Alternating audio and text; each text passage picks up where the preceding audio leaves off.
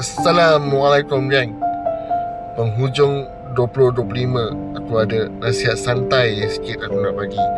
Simple dan aku harap boleh bagi impak yang besar kepada korang semua.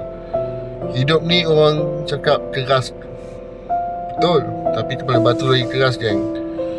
Kau bila jatuh, bangun. Bila penat, rehatlah.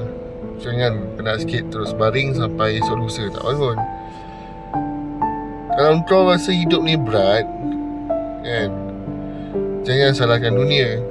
Kadang-kadang perut kosong je, tu je masalah sebenar. Kau makanlah dulu, tenang sikit, lepas tu sambung balik fikir.